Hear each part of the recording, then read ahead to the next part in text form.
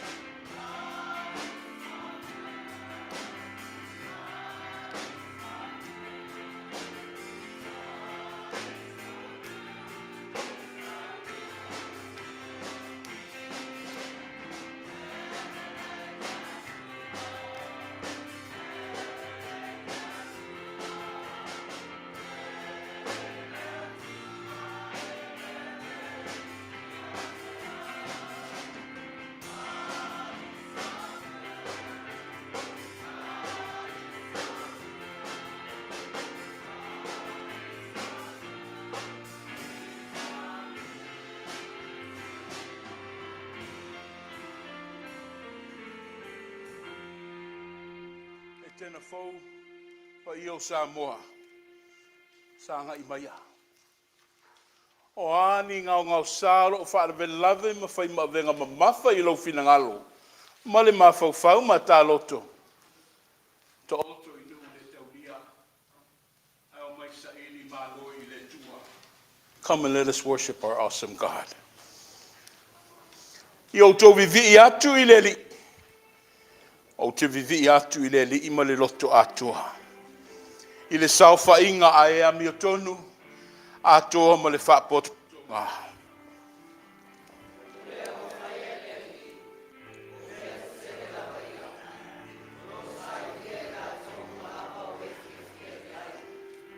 E vi o mea e vi ia ma le mātungo fie, o ana ngā ruenga ia.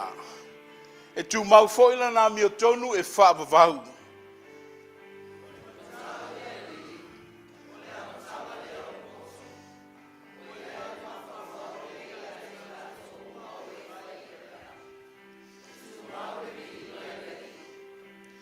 I will thank the Lord with all my heart as I meet with his godly people. How amazing are the deeds of the Lord. Everything he does reveals his glory and majesty. His righteousness never fails. Let's pray. Our infrastructure is formed from your unconditional love. That is why we arise with a sense of worship to glorify your greatness. With humble hearts, we ask that you grace us with the presence of thy Spirit, so we may treasure our experience with you. In Jesus we pray. O le soifua ma le olo o le tangata na fafoa mai I lo walofa tunoa. Mātou tūlai le anganga whangetia. Moli moli la palapa o malo e sula ina lo wanga le lei. Anganga pa iai. Whakunu folau I le ngā luenga o le tai au. Ia mawalunga I pe o viinga. Ai Faifeau mai langi so mātou manuia. Ono Yesu Kristo mātou tatalo atuai. Amene ma amene.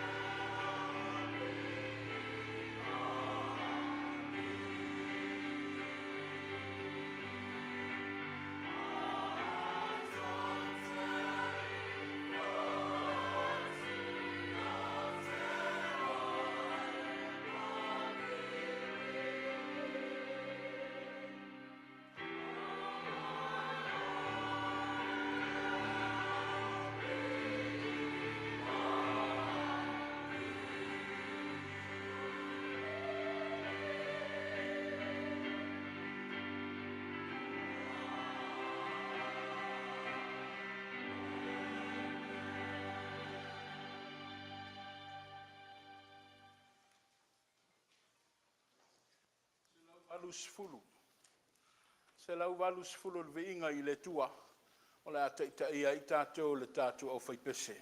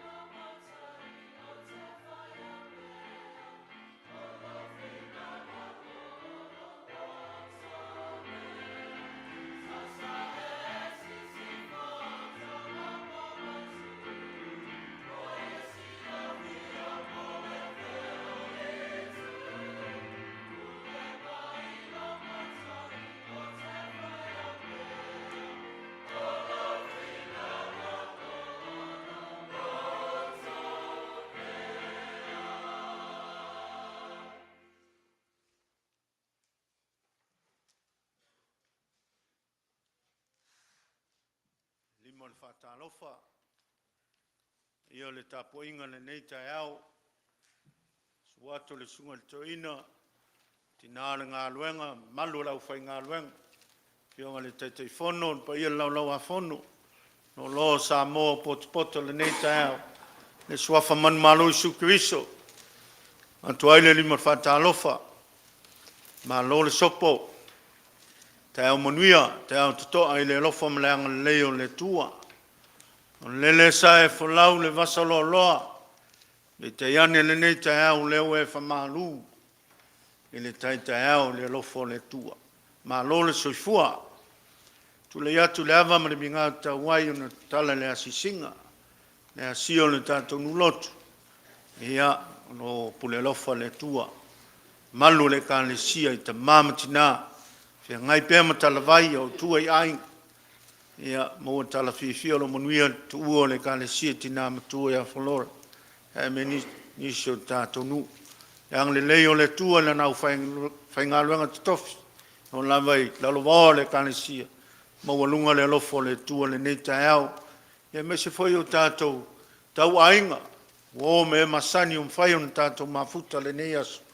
Vi ia le anga leo le tua. Moa tala le nei tai au mo li mau tina ia ma mau. Ia ua whapopo tino malosi ta mamtua ia tala pepa. Mo li mau foe le fionga tia kono ia fui ava. Ia tina whenga iaima. Fufuanga le whaingofia le kanesa. Ia alo manuia le alofo le tua le nei tai au. Tina e fasino le fionga tia kono mo le tausi. Lea o le talana le nei tai au, kusai ma le asisinga, manuia le sunga le Toeaina, ia wale upu folfolo le nei asu e anu male mana. Ia mouni nganga stele wale tua no na whingalo. Whalinga le mai whaaloalo whaftai. Whaftai au. A wafo le moli mawala le nei tai au.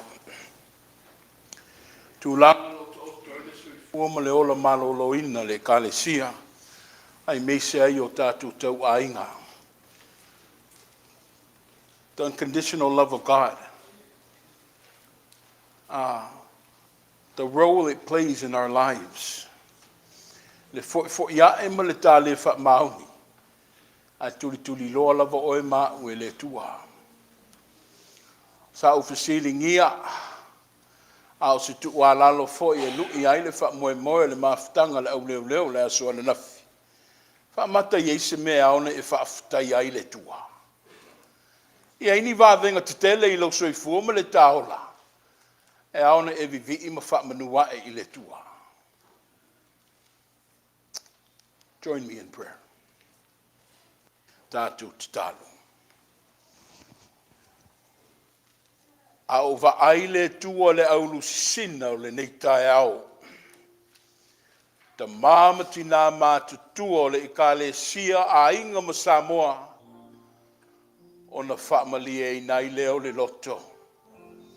A wao mātou mea tausia i lau wa fio le tua.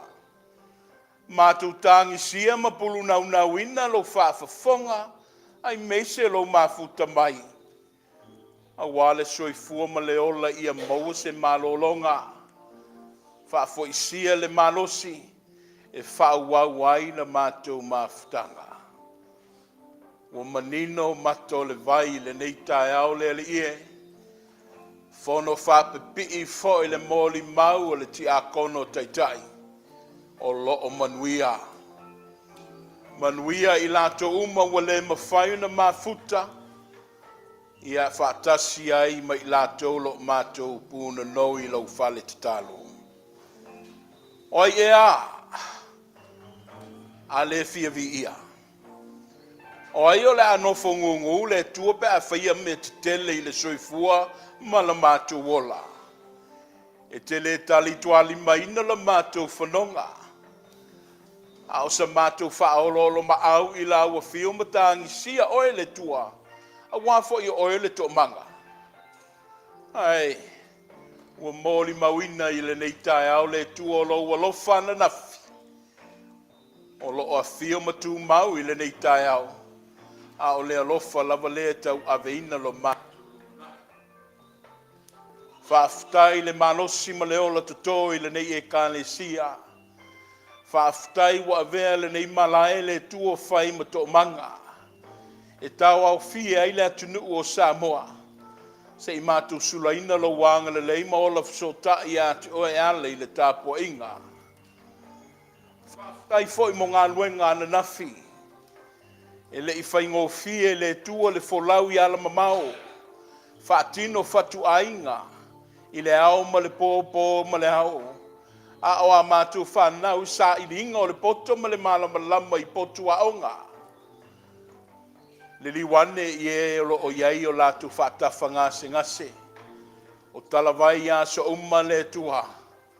O le ngā lue ngā lofa le o lau wa fio ma lau le tūli moe i o mātou whaiva. O le o sao saunga le muai mātou i le neitai au.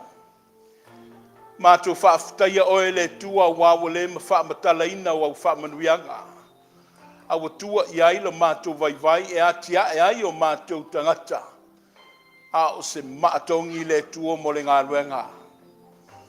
Le ngā luenga lo whaio e mata i le whaolatanga ke riso Yesu. Le ali ina whaasātau. Ai le ana toi tū mānu mālo. Le ata le tua le sili ese ma le mawae o la ua fio. Wa le mawhai le ngutu o le tunga mauna tau mia lo mamalu ma lo sili ese. Ai le ana e whaalia le tua i lo toi tū mānu mālo. O lea lo tatai ai le soifua whatuatua o le tangata. Ai meise ai o lau whanau ni lalo langi le tua. O lo tō matau ina ai la mātou sa. Ina ia mātou pa i le tini. I le malo e whaavavau e peone e saunia. E ala ia Yesu ke riso le li whaola. Mātou pulu nau le tua le anganga o lau wafio. Whaatonu la mātou vai. Whaasao la mātou se se, ma i enga lueina le tua la mātou le lava.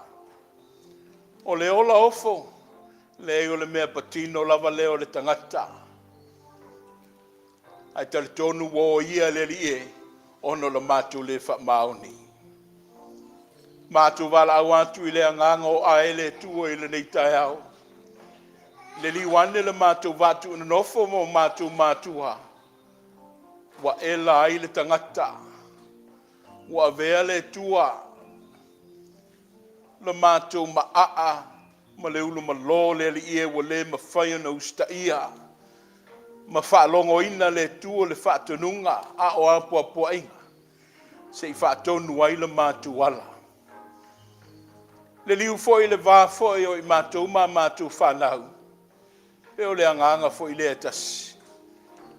Wa popoto whanau. Tele mea wa lātou iloa. E wa vele maalo wa whapongi sā. Matutuli aile lātou whalongo. I aile ngā luenga wha mātuolo o whaia i Aso Faifeau. A mātou sā ngai le tua ma le liwani le tasi leisi. Le vātu una nofo le ie o tangata soifua ma leisi tangata. Wa le mawhaila na maualo na atoanga. Fōlinga la lei o lau fio pe na fausia i le tangata. Ai peita i le tua. Wa vea le whasausili. Wa vea o mātou wha mawalelunga. Wa le mawhai ai na tasi i mātou le whealo whani. Manatu lava le tangata i o tonu masao ma le lei o ia. Ai wa vea le maala wa tala i le vā le tua. O le vā o le isi. Mātou whātu ese i le neitai au le tua. Ma mātou tangi le tafue o le sātau. Ini ia tonu le tangata lo se. A wina mo i mātou le tua le a au wha mangalo o lau o fio. Se i la vea ina i mātou mai le loloto le angasala. A ia toi whātu la ia o mātou vaele le ie. I le ami o tonu whaavavau o lau o fio. A vea le taulanga. Le soifua ma le ola o ke riso. E moe mangalo aini o mātou o leu. A o angasala o lo whaia pēa. Tama. Alofa ngia le soifua le au mātutua. O mātou mafuta manisi o mātou tina mai le atunu. O awanoa le au maua. ai whaaftai le tua I lo sirsiri ese. Au ngā le vaitau le tua, ma maftanga, I toe a fua I la mātou tai au, ma wha mausali ai whale maainga. Ma nino ai le whalongo alo ma whanau. Le le li ia wai le tu wha maunga leo la. E le wha vavau se isi e le nei soi fuanga. Mātou tatalo le tua ma mana tua. O ngase tu mau le ka le sia mo mātou ainga. O le mori mau ali fo mai ma le mai. Ia. O le eise ngā luenga o lātou ma whaia. Wangata le iloa ma le lātou si le fia. A o le mautinoa le tangata taritonu ma le whaatutua o le mea ngata I le malosi. O le tangata ola. O ina whaatoa a mata I wawenga mamana o lau fio le tua. Mātou mamoli atu I o a aolofa I a fono a lātou mawhitianga. Wha moe ngā seina o lātou popoanga le tua. A ia whaasili se malosi. A wawa malo lo I o a aolofa.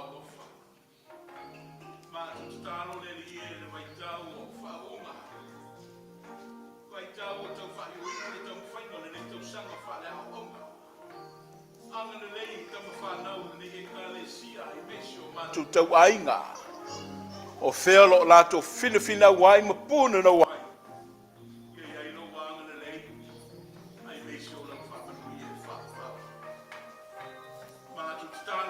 Mo whale mainga wai ngā aile nei mawhtanga o nei mamao o au whamanuianga malo wanga le lei ai tu mamusuina pē I mātou. Ina ia whaatonu pē oi o mātou wala. Ina ia to'u na sa'o ai la mātou whaatatau ai meisio whidiwhidinga whai. Mātou tatalo le tue le leo le maliu ma leo ti. E le vao ia le li lau wala au pa ia. Ai a to ulu loi mata ma loi mata a mama. Ma tūlanga foi o le whanau noa ma le whaavau vau. E le ia se tasi le tua mātou te suru whai ai. A wina mo I mātou au wha mai senga. Ina ia whaamatala loto le tua I le mātou tinga. Mātou mana tua sa moi sae masifo. Mana tua ona taitai. Anga le leile li ia I lau a fio.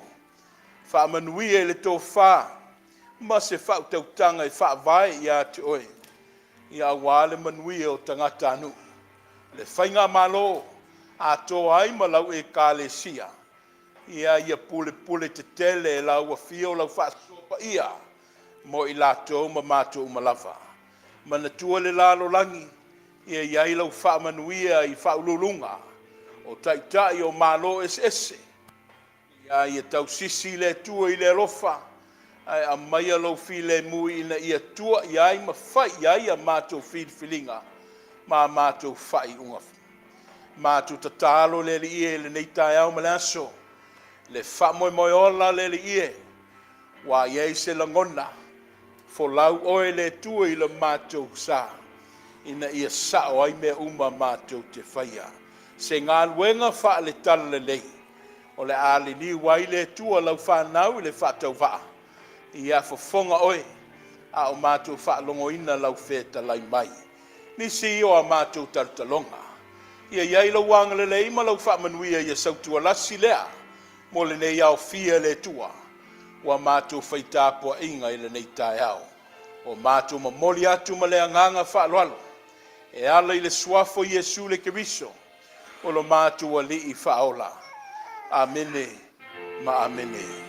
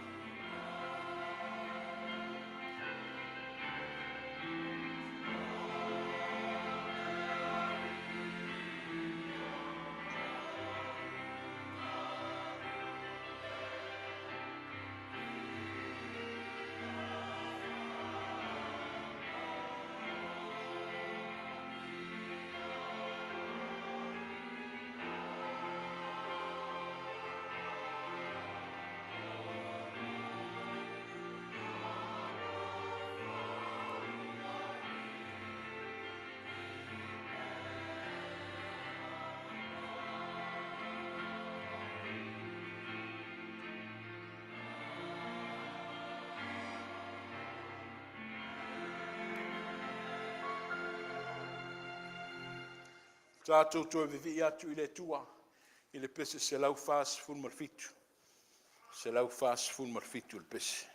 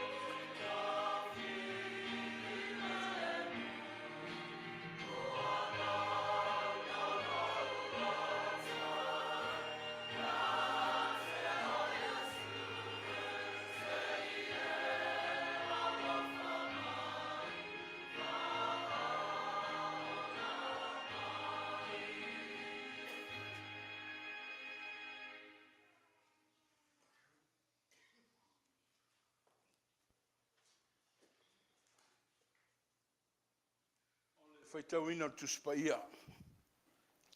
Tus fitfilia mai whenga tuai. Isaia tolus fulmalelima. Aole amata mai le tā faitau mai le whaiupu e tolu se o atu le fitu. Perfeta Isaia tolus fulmalelima. Aole tolu se o atu le fitu.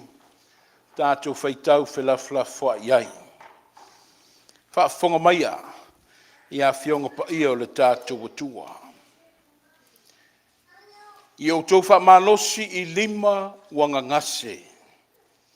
I o tau whaamalosi foi i tuli vai ua vai vai.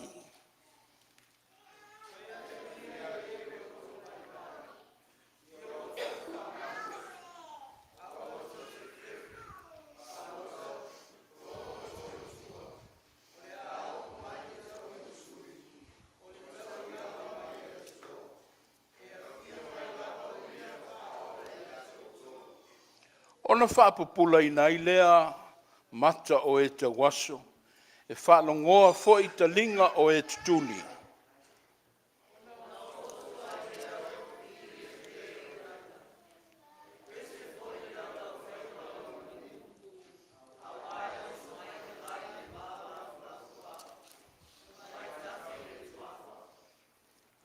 Whai upo e fitu.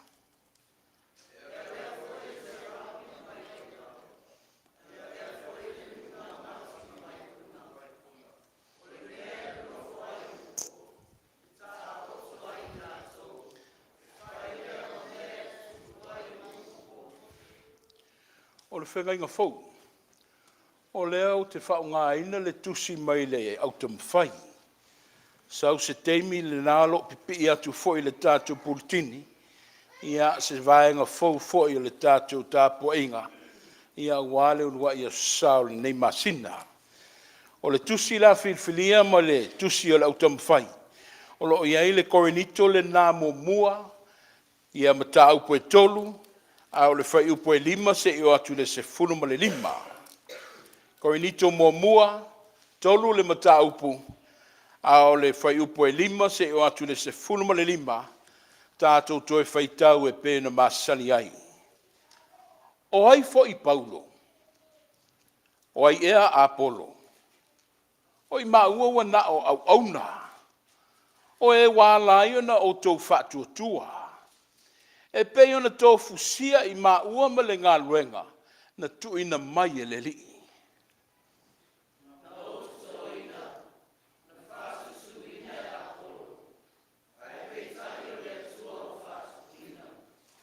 O le nei, e leo le te tō, e leo le whatsusu, ai peitai o le tua, o le na te whatupuina.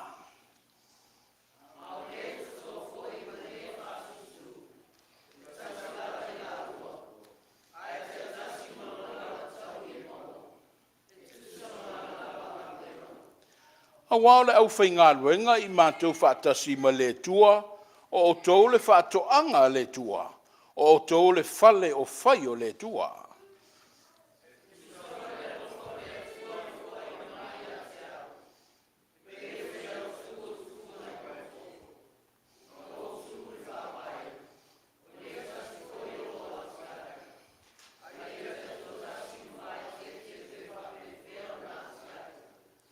Wa ele mawhai e se tasi o na tuu se isi whaavai, i le wa omana tuina o Yesu ke viso lea.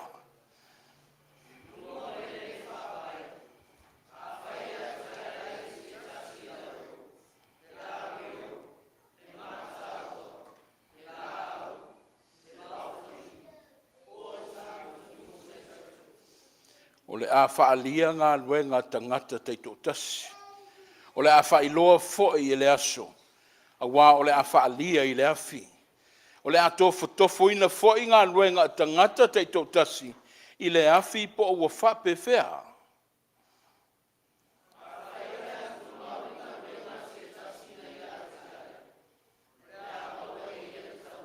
Sfulma le lima.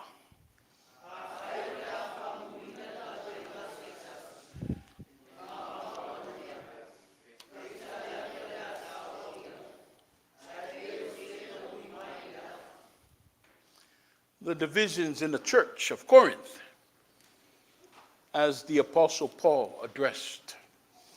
My brothers, I could not address you as a spiritual, but as a world, mere infants in Christ.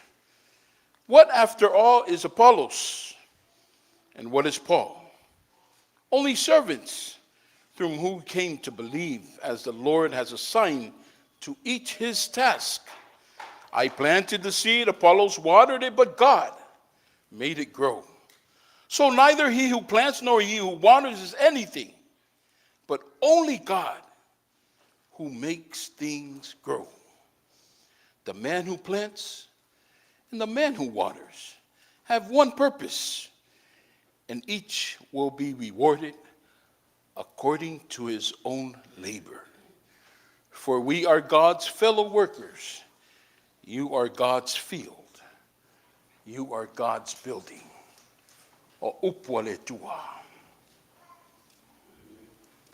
O upua le tua. Na wha leo I te tonu le whiwaiwai ingo le kalesia. O lena tō matau ai e Paulo. Le auta le tonu le au whatu tua. Ia I le a Ailao Korinito. Ta ma whailo. So swani le mātou vai vai. Ina ia mātou malama lama matau whimau. I le sua maliema le mātou ngō fie. O au a fionga mo I mātou. Ia I lau a fio lava vi inga. Le whamanuma le whanetanga. Amen. tu mau whaavai, ai ai ona suinga. Sa ili matuli vai i le tua, whaali ma fisosani, se tasi foi lea vaenga tā ua le soifua ma le ola whaatua tua, ale i ka le sia wau i le tua, o le tātu sauninga o le au tamawhai. Ne olo ia i le tātu tusi whaapitoa, le nalo o tau whaafonga ma tātu whaitawina. Au le nei la tai au le a mātu ngā le lue ma le mafutanga tina. O le iei le manatu i atea, o le awa wai whaakampani mai, i Aso Sa Manatunga. E whai whaatasi ai le tātu whaafawina, i ama le tātu tāpua inga tele. I a tonu lea lo loma le wha moe moe ma le aso anai tina o le vai aso le o mamua.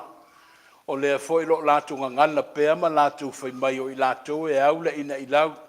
I a tātu o ai pē i nā. Leo la atu le avanoe le paia o le mafutanga tina. Tau ta ia mai le mau le whaafawina o le tātu au tamawhai. A ole, to mua foi lea o le tātu launga mo le nei tai au. O le mau le au tamawhai. Kampani ale mafutanga tina.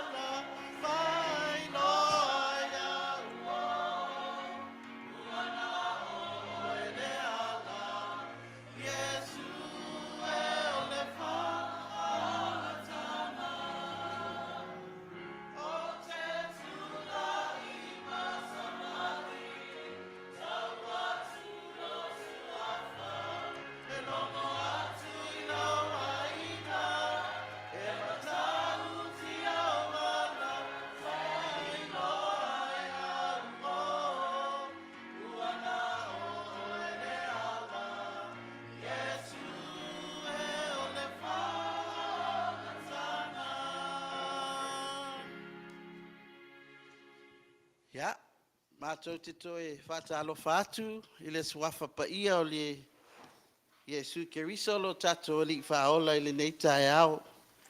Ia le nāua o tau whaafonga, sau noanga fo i o le taitai o le tauninga, tu sai fo i o le nei tae au.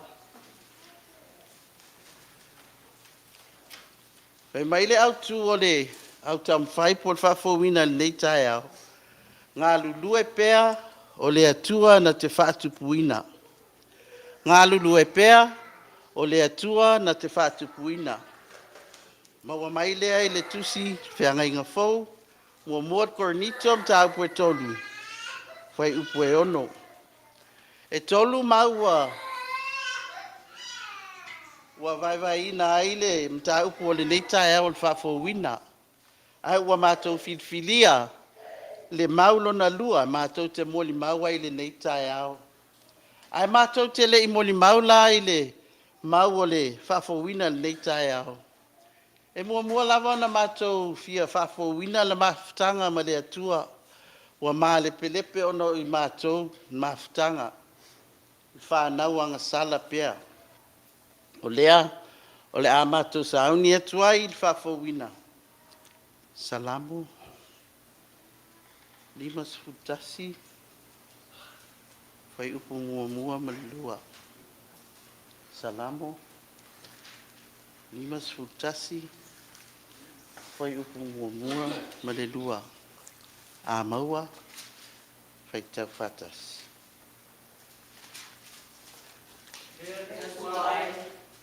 Ia alofa mai ia te au, e tu samalo lava alofa.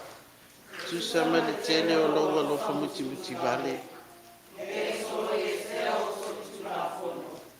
Ia e matua fu mai a te au la wa mi o le ama. Mai e fa mama mai a te au la o sala. Io e le atuai. E ati lava lau sila fanga i o mātou tangata.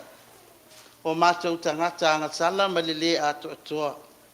O lea wa mātou punau na wina ai. Ia fio mai o lo wanganga se i fufulu o mātou ang sala mo mātou wha le tonu. Ma i e toe Faifeau wina i mātou. Ma e toe taita ina atua i mātou i se mafutanga wa lata malau o fio. Pese se lau tolu sifulu ono. Wa iai foi malpese fa mausali ai le mātou Faifeau wina le nei tai au. Pese se lau tolu sifulu ono.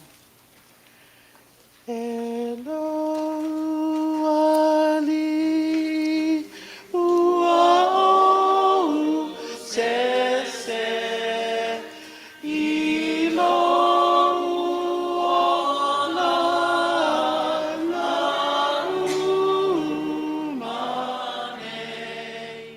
ai fatoe, ia.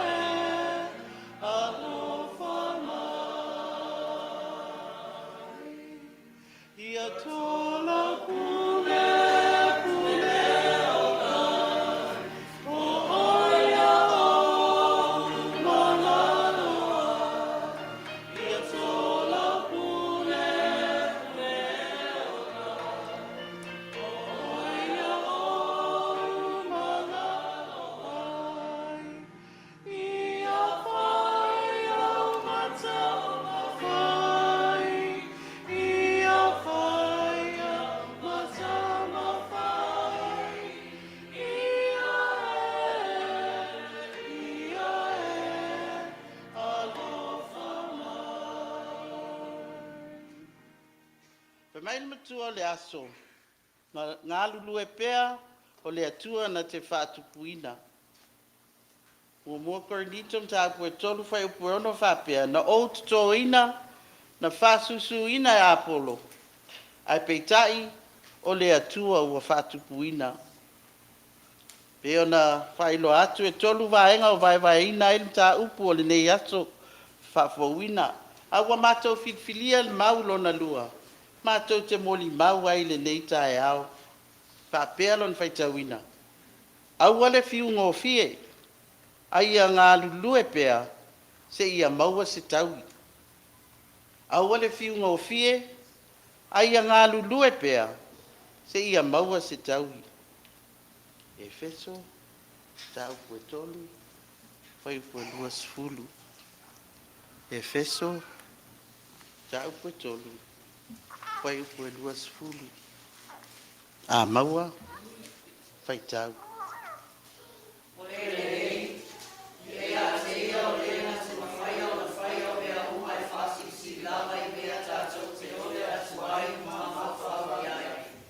E tu sa mana o lo matuanga tu tonu ya te tātou. O le whamanatu tāua mo i tātou mai le nei whai tau. O le ngaluenga mana le atua e a mata i tu tonu o le anganga. O le whamanatu a Paulo i lona nuu i Efeso i tu mau i le alofa tu noa. Wa uma ona saunia e ke riso Yesu. E mausali, ma maua ai le ngalue i so se tūlanga. E o iai. Po ni whawhita uli e tūlai mai. Le lei au na ngalue ina o le anganga. A wā mausali to tonu o le anganga. E le lei ma le fiunga o fie ai e tautua i so o se ala. Pata oto, ta upu suluono, whai upu e tolu.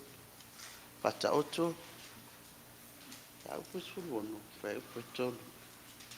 A maua, whai tau.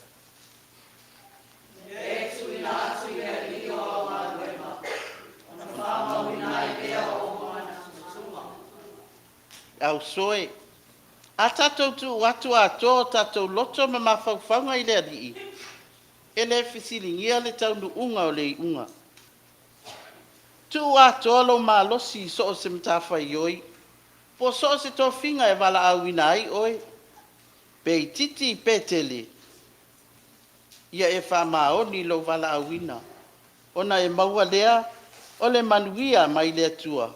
E whaatino ai ngā luenga. Kolose, tāpua tolu. Whai pua luas fut tolu ma luas fut wha.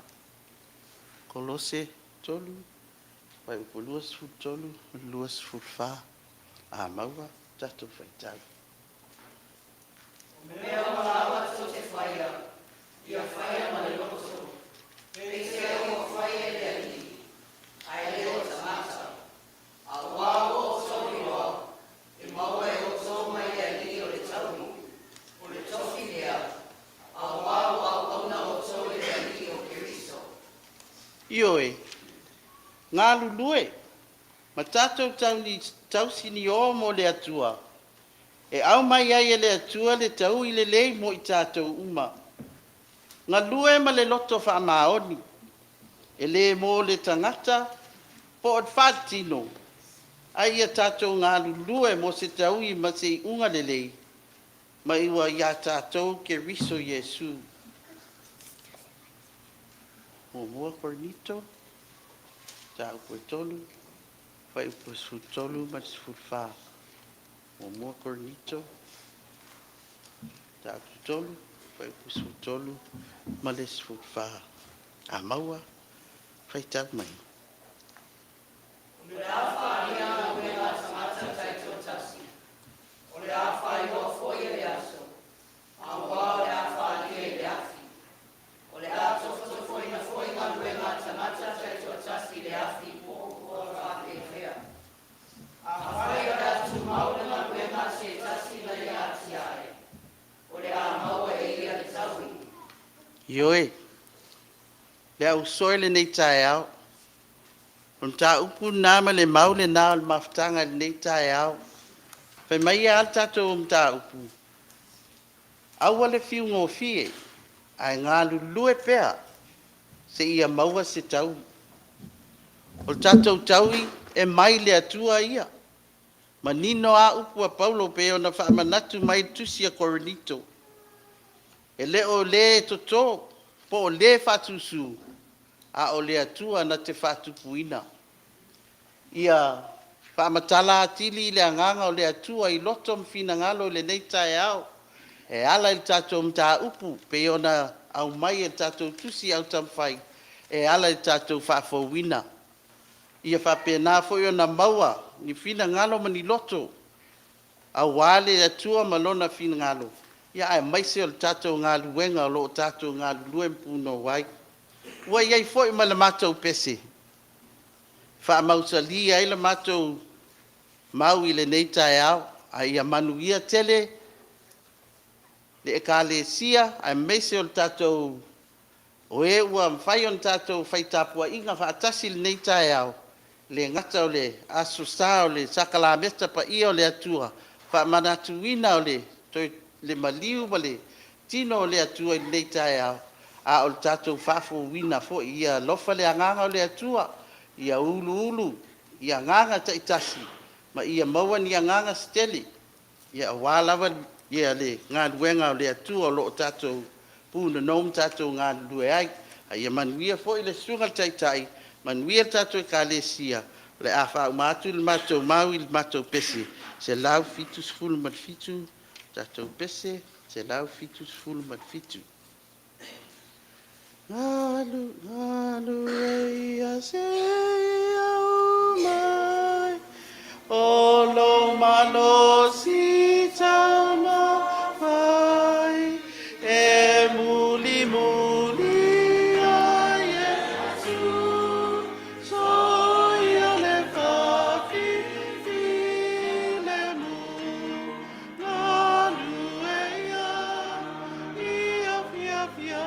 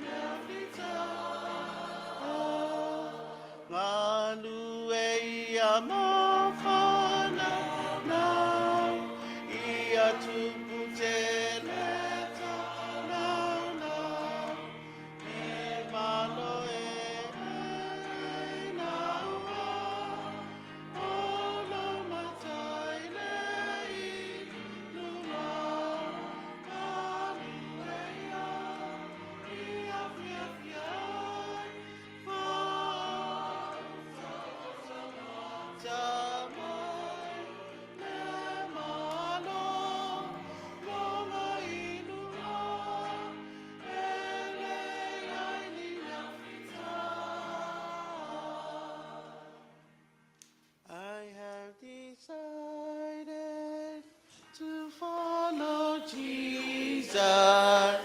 I have decided to follow Jesus. I have decided to follow Jesus. No turning back, no turning back. Won't be feeling, hallelujah, yes. Won't be feeling, hallelujah, yes. Won't be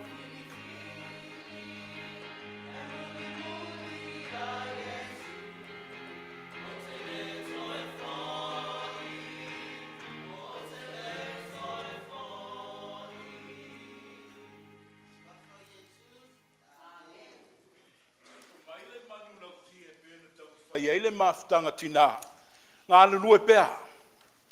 Ngā lulu e pea o le tua na te whatupuina. Continue to work for that God puts growth in it.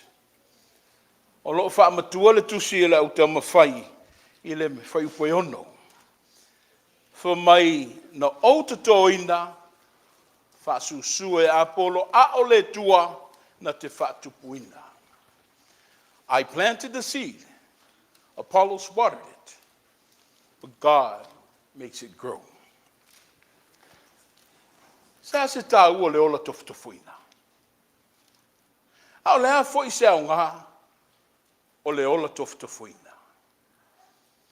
Whamata I maua se mea le lei mai le ola ua tofutofuina. What's the importance of being challenged? Is there any good that lies behind the trials and tribulations that we encounter every day? O tofutofonga o luitau. Tofutofonga o mea whaingata e whaafiu I le tā o la taumwhai.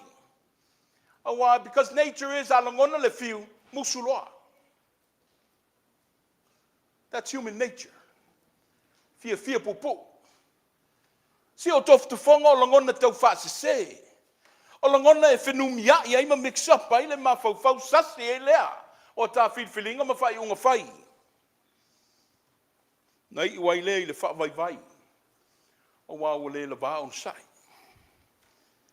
A tofutofuina le tāola. O lui tau e se veu I nai le ola usustai. Su I nai le tāola taktongu. Au se malosi o lo tatia I le tā whatuatua I le tua. O le nei lava o langa e. We can't move ourselves away from it. E tofutofuina I tā ua me uma. O le o langa e whea ngai pēr ma tofutofunga. Le tā ola whatuatua I le tua e tofutofuina pēr. We're not exempt. All because we believe and we have faith in our God. E tofutofo le vaai, le tautala, le whalongo, le ola whafsanga I pēr ma tofutofunga. That's life in reality. A tāwhai tauina le manatu au tū o le nei tae au. Fu mai ngā lulu e pēr. Ngā lulu e pēr o le tua na te whaatupu. It has a connotation. It has a connotation. Pē fōlinga mai wa yeise mea wa tūta I ai.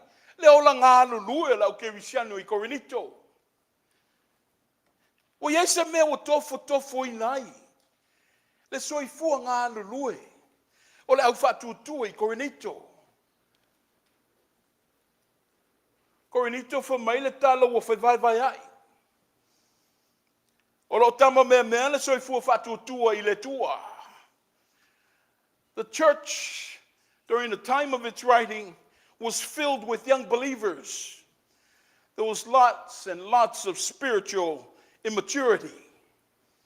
Fa mai le tala le whatua wha le lima tausanga le matua o le ola le kalesia. Ai lea wa vai ai. E le iaiso na tai au.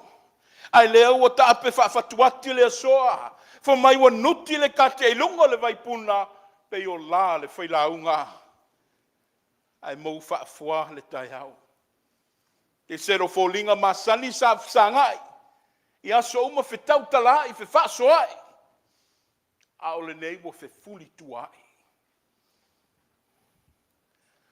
A whaina se tu tino. E la ngona le tino atoa. A le ato tō foi se vaengo le tino se tu laulava. E whainga taona wha tino mea e manao iai le tangata. E ngā ngase I tu tino pe a umi o na ngai oioi a leiso na malolo. O le whai o se ngā ruenga e tai nane o le tausini o I se tā longa. E la ngona lava le vai vai. O le mafuanga le manao mi e se wha malosi. See, there's times where we're exhausted. There's times where we drop our guards and our faith and our beliefs is vulnerable because we're exhausted.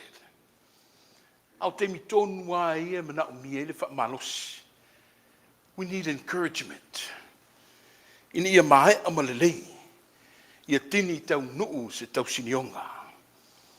O le ata le nalo vali mai le, o ti le na tātou Toeaina. Le whaamalosi au foi ale perfecta na whaasino I le, whanaunga le tua. O le whaau whaamalosi mo Israelu, o lo I totonu o maftianga ma whaingata, o le ololo pule esea. Ai me sei foi le whaunu ua inu ese. Ai le fo mai e. When they were vulnerable, the prophet stood up. Mai ua wha leo le perfecta, le wha moe o le toe fuataina. Fo mai o le toe wha atotongoa e o la au I le ele ma le vai I le nuu nau mati le ise o la. Think about it, people. Who is there when you are most vulnerable? O a le olo e wha longo ai, I teimi o tofonga.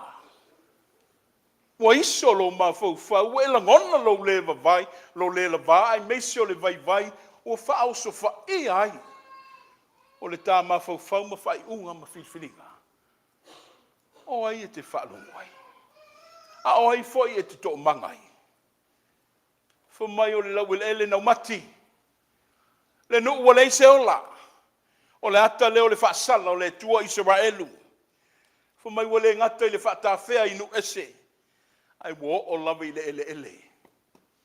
The grounds, nature in its entirety. For my na matualia ina mafatafuna. O matela ina. O leise vai. They needed encouragement. Prophet stood up. Isaiah stood up.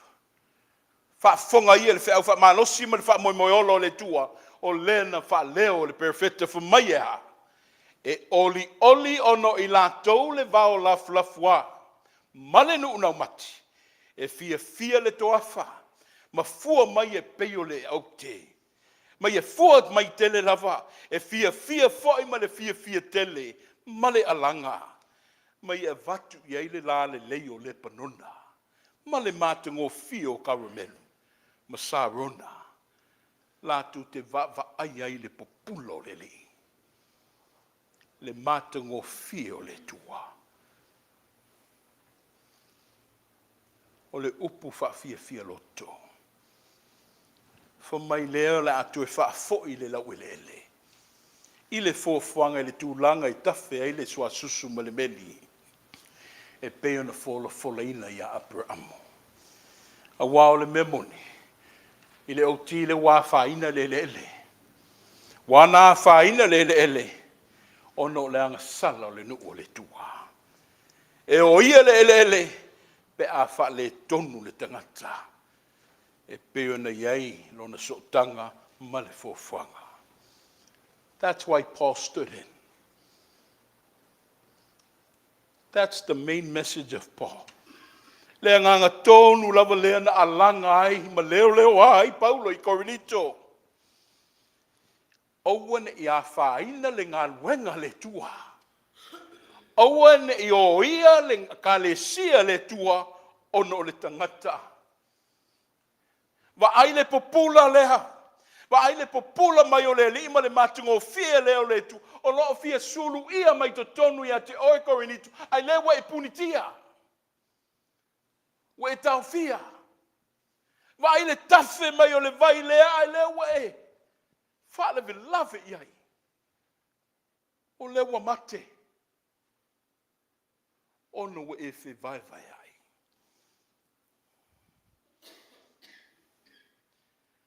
For my Paulo. Come on, Corinth. Ele ese au, ese Apollo. O au yoe o au no tuto, I planted, yes.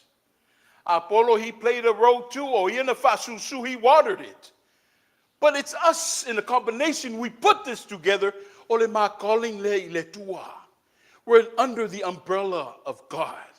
We're under the house of the church. Ele fe vai vai I maua. O ne vai eseina I maua. We go hand in hand. That is our calling. I for mai. Wo no fole no uma fe vai vai ai. Wo fai au king. Wo mai le vai nga Paulo, wo mai foi Peteu ia na la mo foi le na vai tau.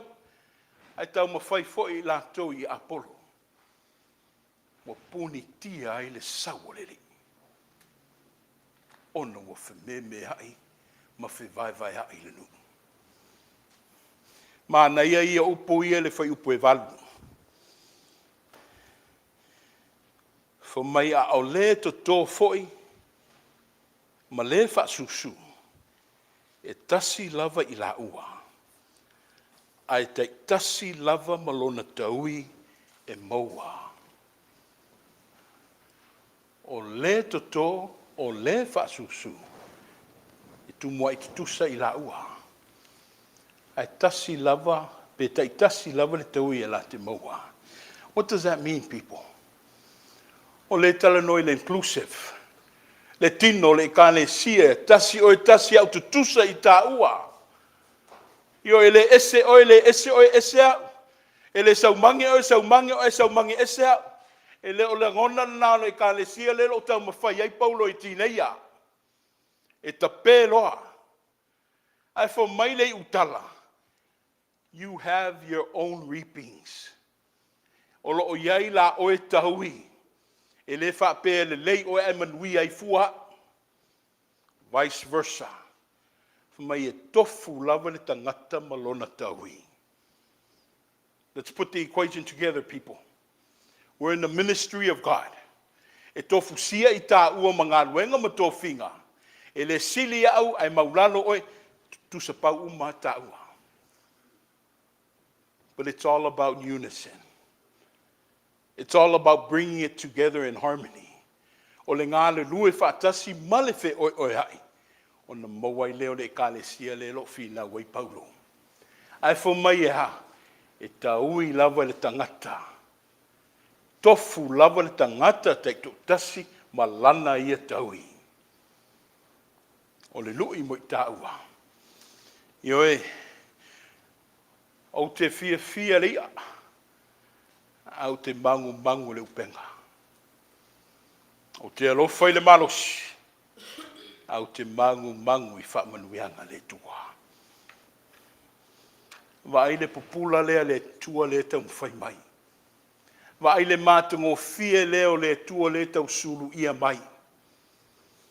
O uni a vea le tā whailoto ma le tā vai vai. E puni ti ai le sau o whaamanuianga. I le malea. Ngā lue lava oe I lau wha maungi, e te toe sele ina. O le tele o lau lulu, o le tele foi leo o lau sele. Fa mai Paulo, a e wha mauni mai foi le tua. Le manu lau ti o le neitai au, le mama lue o le eka le sia. Fa mai, ngā lulue. Don't be discouraged. Do your part, I do my part. God replenishes. Wa umana te oto le tātaui. We have already reached in God. Ele whatamana le tua I lana pito la au. He's just waiting. O le ale fua mai o le tā ngā luenga. O le olo fia whamanuia. o lo fia sulu ia I tā ue le malama malona pupula. Ai o wane a vea I tā ua whai matūlanga o le atau fia ai. Ngā le rue, sa moa I ka le sia ma tātou uma, a o le atu papole I wha manuianga le tua, a wai le fsiringia. A o le tāmata whaioi, ngā le rue pēa. Tātou tito ma whasusu, a o le tua na te whatupuina.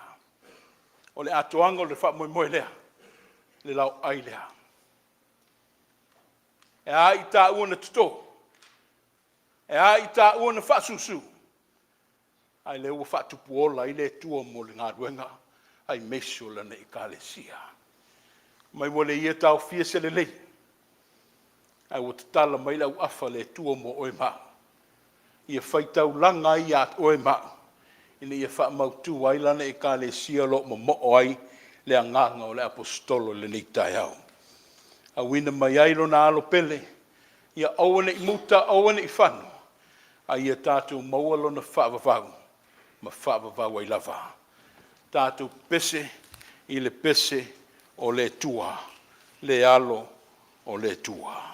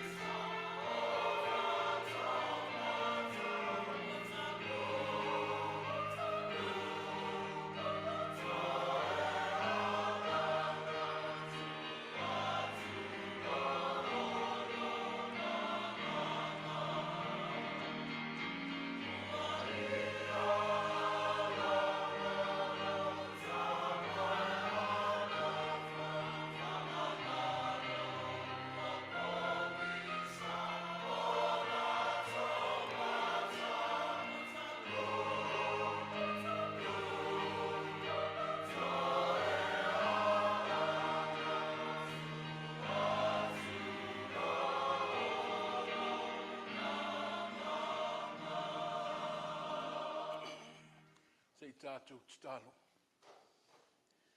O whaasifo atu le tua lau whanau I lau whio. Tā pālo pa ia malo mamalu sili ese te maa. Alo whangia le li ie le nei maftanga. A o mātou so atu ma le anganga whaaloalo ma le mi ngao e te tauai. Le lau ai. Le talisuanga lau whio. Le toomanga o lau whanau I le whaatuatua ina sa ili ailo na malos e whaauau ai le soifua malo na whaamoemoe. Tama, ai le ita ngofia. Ai le ita whaamatala atu se la ngona e ala I la mātou whaafutai atu. Mātou so atu ma le anganga whaamaulalo le tua. Alo whangia ma whaamangalo mai. Se ma aleu le tangata ai meisio Samoa I a te oe. Wa ela la mātou whaatatau. Sasi foi a mātou whilinga whai. O le ala to tuli lea le tue I a te oe. Ma ia tōmo I mātou le au whaamangalo. Alo whangia le sakalameta e pa ia. Wha pa ia o I mātou o le atango fia matalia. Ele meni malona whaungaina, whaifo mai lau wa fio le mamalu, ia mātou I loa I lau sili ese. Le au whainga luenga to tofi o le nei tae hao. E uina mātou whaatau vāmana mātou langona le le tala whea ngai. Ai ta mātou te le foi le ngā luenga. Ia whaamanuia ma whaapa ia I o mātou vai vai. O la mātou tatalo lea le li ie. Mana tua pēr ma le alofa I le lalo langi. Wa le ma whaio na ma au mai ma mātou mafuta I le nei tūla. A vea ia le anganga o lau wa fio whai ma sotanga. Ai wha malu mai le tua I le nei tūla. A o mātou le liwani le sakala meta pa ia o lau wa fio. Ono Iesu wa mātou tatalo tuai. Amene. Tele tala o tae au. A o le tae au I le korokota o le na langa ina le apostolo. Fo maila na wha maunga le o tau ave le wha tuatuanga le ekalesia. I le toe a fiafi lea ma le mafutanga le li I maona au so. O na ia wha poto ai lea I le au whainga luenga. Fo mai a o sauni atu mo le lato tau mafutanga. O na ia tango fie le areto. Sa whapena ina fo I le ipu. Ma si I taulanga I lumo le tua. Fo mai o lau tino le nei. O le a tofi e whai masui o tau. O le ipu le nei e whai ma whai longa. O le tātou vāvātu na nofo ina ia maua se wha maanga longa. A o se wha fawina o le tātou vā. I o tau whai le nei mea ma wha manatunga I a te ia. O wa o aso umatou te ai ma tātou tau ma mafa matalia. E whai loa tu pelo na maliu tinga. Se I toia fio mai. O lewa o tau sila mai. Wa sau nia le lei le mamalu le ainga ti akono. Toia au le talia ina. Ai fo mai le lava fiafi na muai malai le whaafutai. Si I taulanga I le tua wale me alofo le tino ma le toto. O le awha pēnā fo ina tātou whaia le nei tūlā. O le whaafutai le areto, o le awha leoina, le ti akono taitai ali tae au asir falasa. O le whaafutai le wainga, ia o le asau noa tuai le whailau tusi o le kalesia, whiro I tūmua maluia. Tātou wha maulalo I le tua, tātou whaafutai alon sitili ese. Ia le tua man le tua si ese la oi a tu numa la fio le nei tu la le tua o le nganga fa tai e ve ai fa tawa e fa leoro ma tu tua man fa mo no nu le tua fa tai tele lo wanga le lei. Tarofa, loa no pele sa mamo. Lona tino le sa te ro no mato fato va ama no mato fale to. Alo wanga le mavai mo I mato. E mio no mato te le tua. Ai whaftai, whaftanga o sa mia mo I mato. Mato te lia. Nā reto le tua whatusa te tino mato li whao. Io e whabavau lau. Ono lo lofa ma lo wanga le mo mato. E le ma vai o le. Whaftai tele o mato tuaro.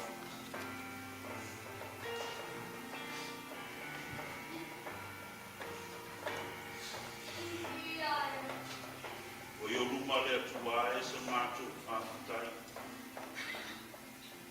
O wala arito, o tino leo le mato I ki kaolo. O mato tue ta palo swafa le atua e le nei tula. Wa o oio le tama, o oio le tupu. O oio le mato, atua le atua e mato te ifo mapuna logia. Te talaina le mato whaola, wa o nei le ala, lupu moni, ma le oli. Le al watu se tasi le tama, pea leo I mai a tia. Mato a fea le tuai, taulanga siri, ne foi na mai a wā, o mato ni tamata. Te maliuti ngā, le mato ni whaolo I Yesu Kirisu. Le tau sa velo I lona tu. Le toto lea o whai. Mea whamangalo I nā I o mato ni, anga sala le tuai. Mato te whaftai le tuai. No kule whasoa. Mato te talo le tuai. Ia saunia o mato lutu. Na ia mawhai au na mato te leina. Ia nganga ma le wha maomi. Ai a vi ia pe ai lo o fio nei. Se ia o I le wha pau lava. Amen.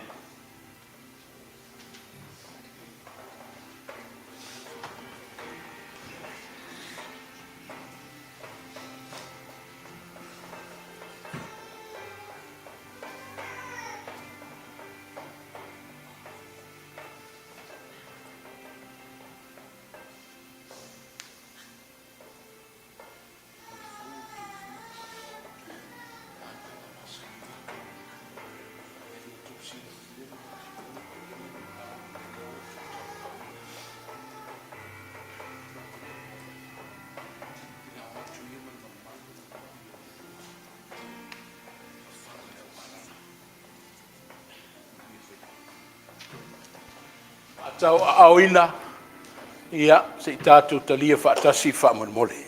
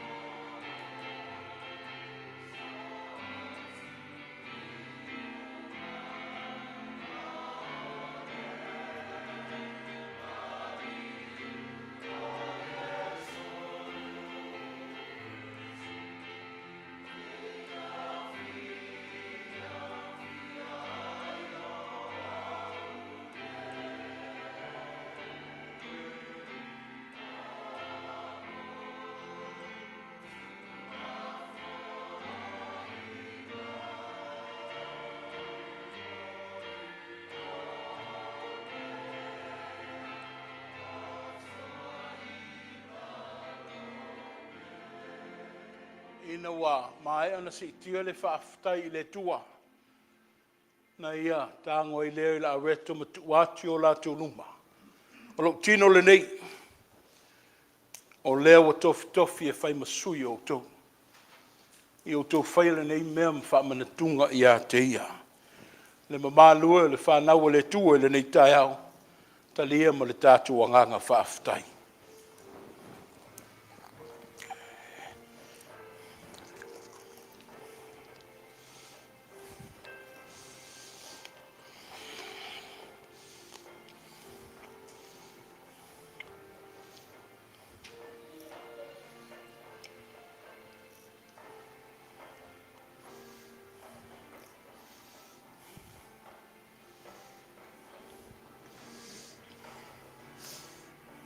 Mai no whenga nuanga whamanamoi.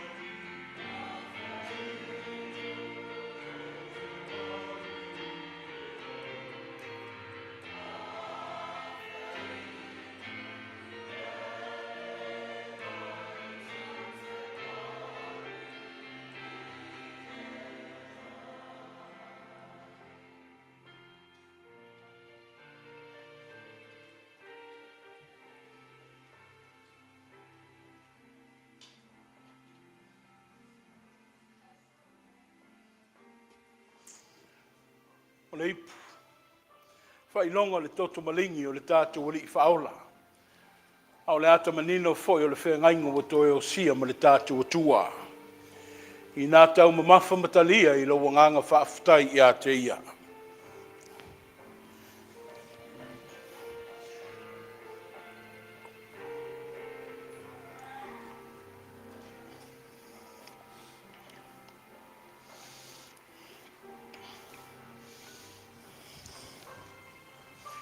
Muo, whasao. Whaafutai ta ma. Tu sai foi ma sa mato whanonga la whawale. Ai we e talia ma le anganga whange tia le tua. O lau whanau. Ina ia whaamanatuina le maliu ma le toitu. Ai meisio le tino ma le toto lo mātu whaolo Iesu. Ua whaalongoina le tua se malosi ma le ola ua whaafowina. Ai mātu te mamoli atu pē i o a aolofa. Ina ia au ngā ma lau finangalo. Mātu tatalo le tua whaamalu malu mai. Aua ne i tau ma mao lau o fio. A o mātu whaawawina le soifua ma le ola. Ono ke visu Iesu le ali. Wa mātu whaafutaya ma tatalo atuai. Amene. Ulai mai no whingaruenga whamemore.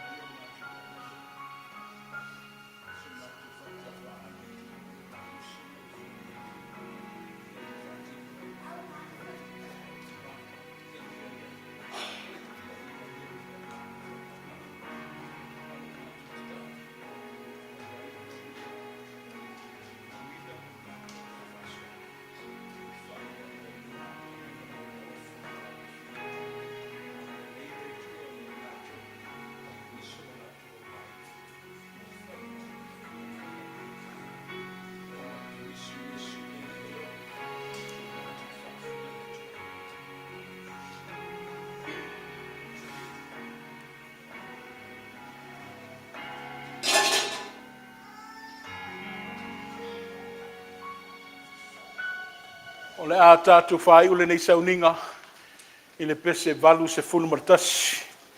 Valu se fulu martasi o le veinga i le tua.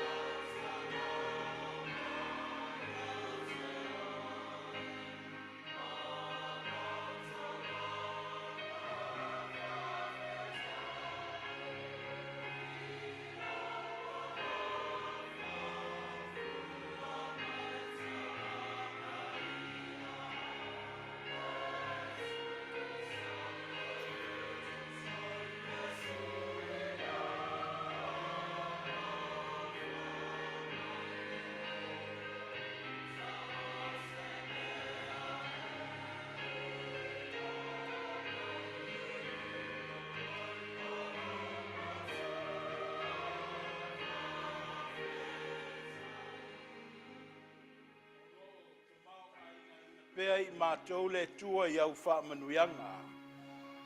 Wa tele na walo walofa ma lau pule whaasoa mo I mātou. O lea wa tau masua sua ai o mātou ipu. Ai le nofo ae le tua le talau whanau I le whatua tua. O lea wa mātou taufi. Le li e fia whaise au ngā. Fia whaise taulanga ina ia sula ilo wanga le leima lo walofa le mawai. O lau taulanga. O lau taulanga. A o le foa I o lau e kalesia.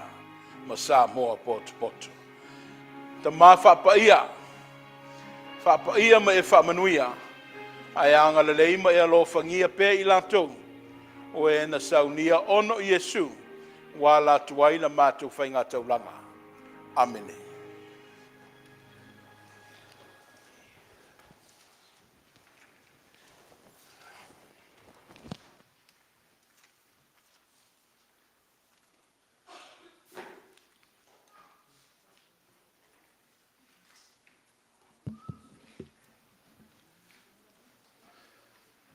Fai mai upole o le tusi. A mea foi le se rapi ma vai lepa.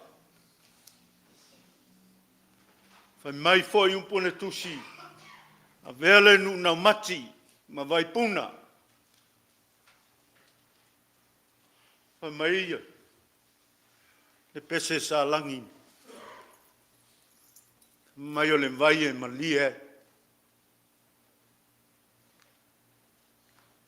E lele wa susua le vai eli. Ai sea. Te o le tua mano na finangalo. Te mea mata tia. Le ne yaso mo le wha moi. O le vi inga e Faifeau I le tua.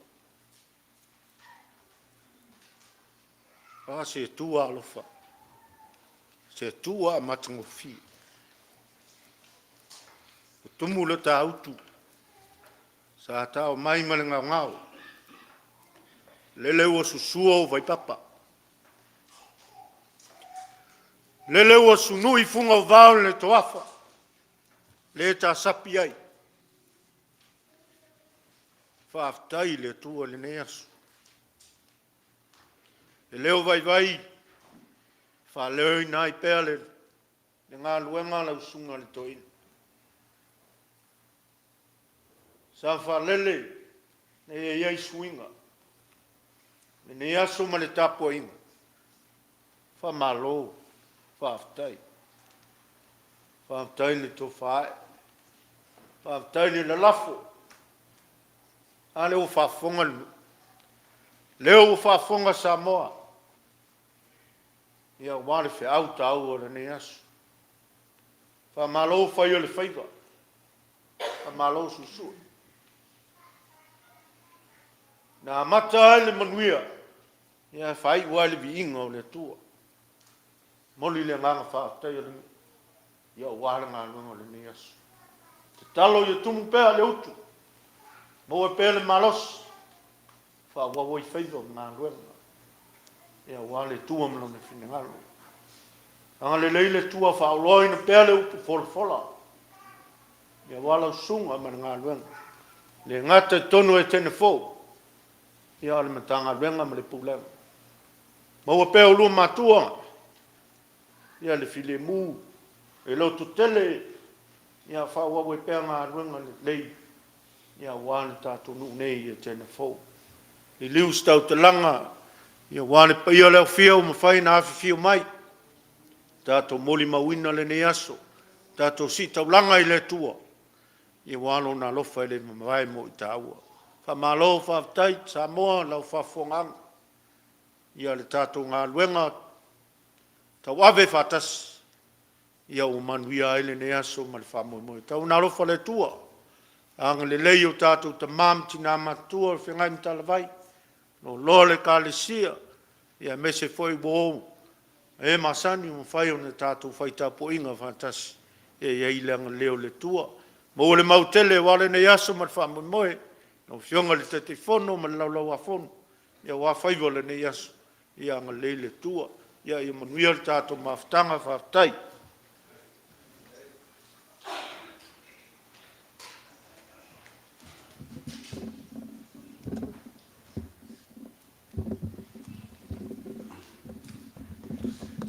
mole atu nganga whakaikele, whiunga ki au kongai kai, ku sei whanungi asma whamai moe, kale kongo lea le koe whasilia se leo, ai u lea kulai, ia o kanga masangi lava, o le lauinga kako whoa i peong kako masangi lea sa ama lea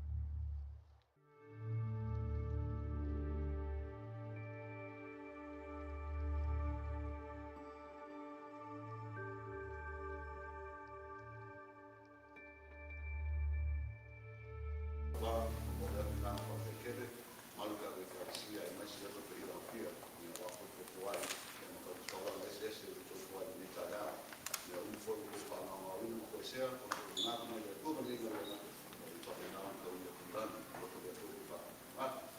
Ia ko se kalakura ku kai ka ko ko ni aso, o ia kere ka ko ma ko ko nala, o ia ka sa mo mo.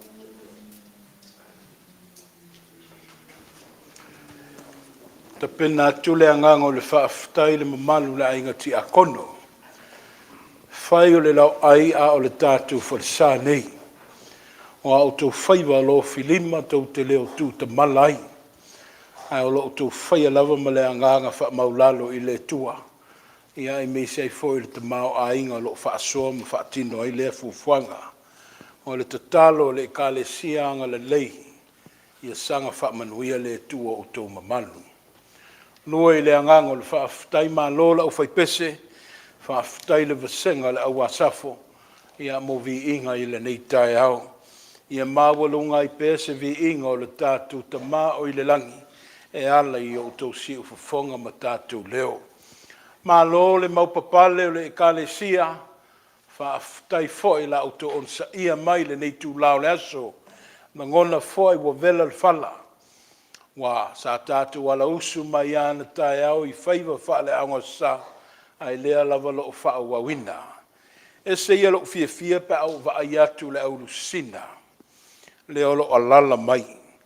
Me se aina i o tina mātitua ia malu wha pēr fo i lise lo o asiasi mai. Ia i me se fo i malu le ekalesia. O le tatalo le Faifeau. Anga le leile tua i lo o tō soifua. Ia wha malo mai fo i le anganga wha malo lo le tuha. I ngase mati ngā o le tino lo o te whea ngai pēr ma o tau. Ma mana pēr a au fo mai. A wā fo i tala vai o lo ngafa pēr i le aso ma le aso. Le awa iese langona vai i a tea.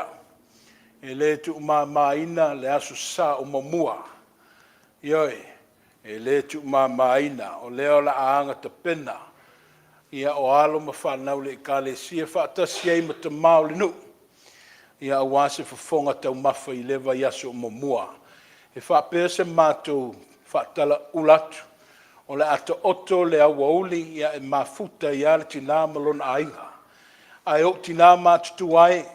Ai mese le pa ia ma le lautele o le mafutanga tina o le tātou nuu. Tina mātutu o tau nā talavou. Ia o le iwa i le tūlaa.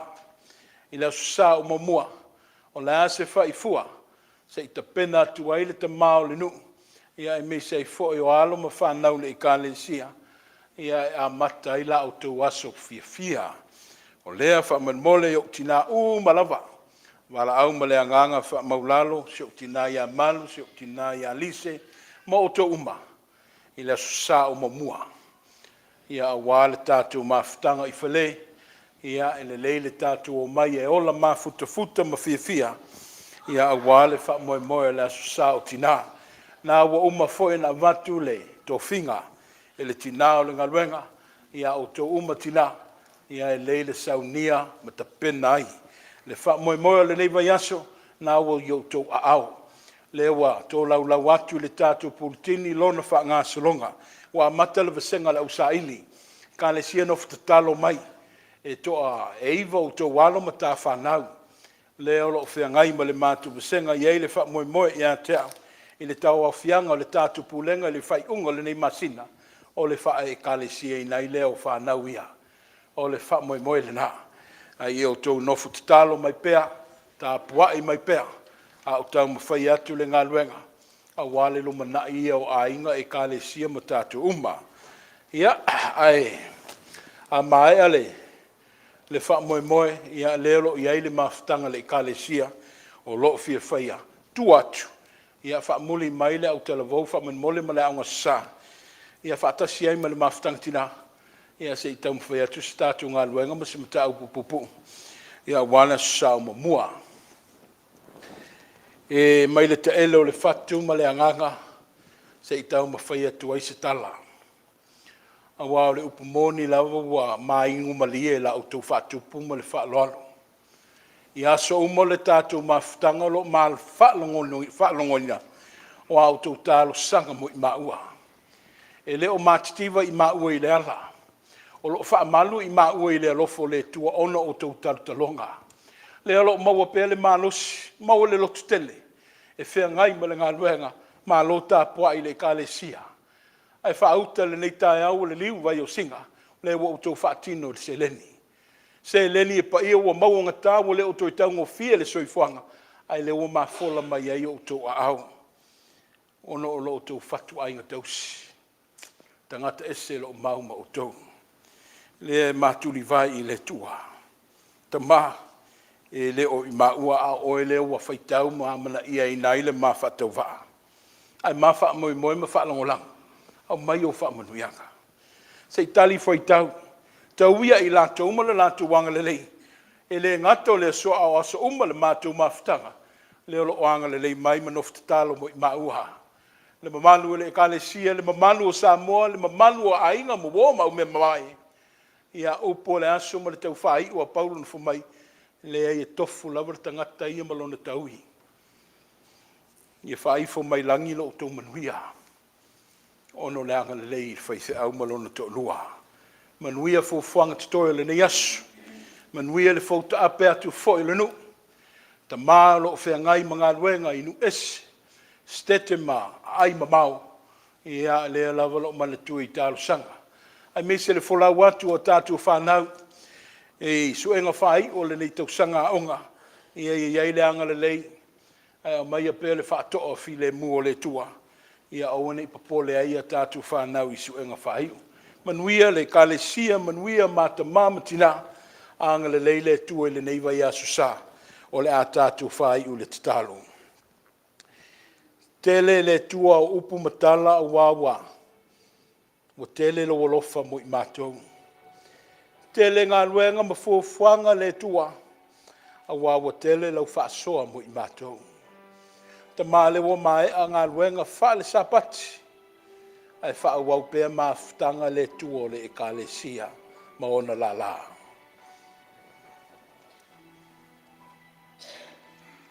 Au te tu la fo ia i mātou i le ala.